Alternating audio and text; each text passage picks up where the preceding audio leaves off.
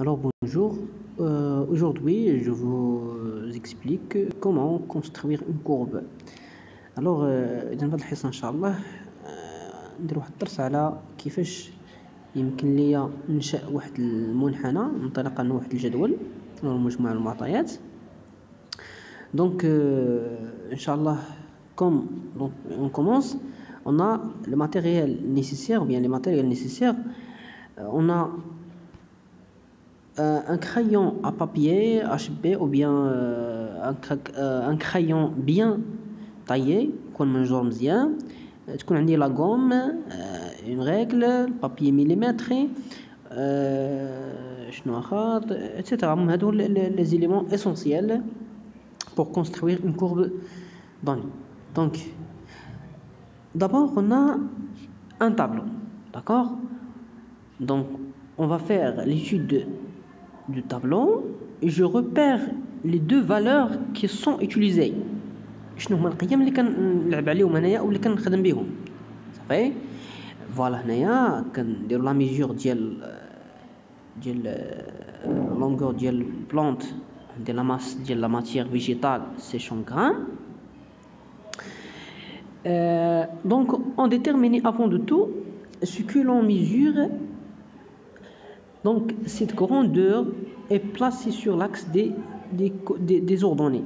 عندي في لي كورب عندي دوك المنحنيات عندي واحد لاكس كيتسمى لاكس دي زوردوني، وعندي لاكس دي زابسيس.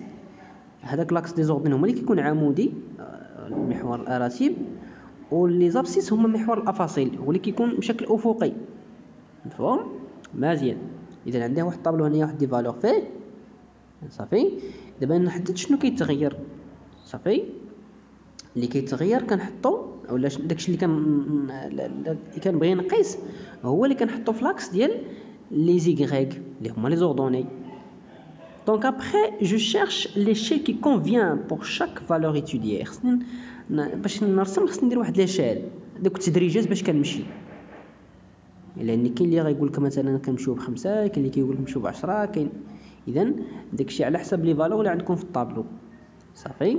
اذا ما يمكنش انا عندي مثلا واحد الطابلو فيه دي فالور واصلين ل 1000 اتسيتيرا الفوق، وغادي نمشي ب 1 2 مثلا ندير لي شي 1 سنتيمتر ايغال مثلا الا كانت لاماس مثلا ولا دوغري ولا. اذا هنايا خصني نرد بالي باش ما يخرجليش داك الواحد الكورب اللي هو كبير بزاف ما يقدرش يترسم ليا في البابي ديالي مزيان. اذا هنايا كنقول جو ديسيني دو زاكس بيربونديكولير، جوج ديال الاخر متعامدين صافي. اذا نلاحظ معايا هنايا ديك ديال لا ماس حددتها ب 1 سنتيمتر كوريسبون 0.5 غرام. في لاس لي زابسيس هما 1 سنتيمتر كوريسبون 5 موا 5 شهور صافي. لاج ديال داك الاخر اللي كنقيس مزيان. دونك وما ننساش لي زونيتي، نعرض عليكم لي زونيتي فاش نحط مثلا في لاكس دي زيغريك ندير مثلا 1 غرام، وندير هنايا لاج مثلا بلي جور ولا بلي موا ولا بلي زاني، داكشي على حسب. الوغ شنو كندير؟ جو غرادوي لي زاكس، خصني ندير تدريجات.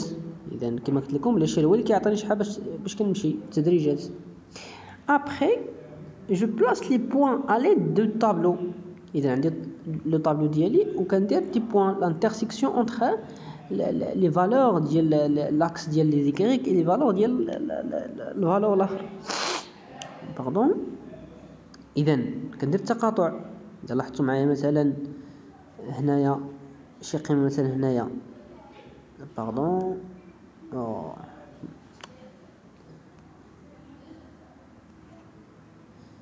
وي هنايا.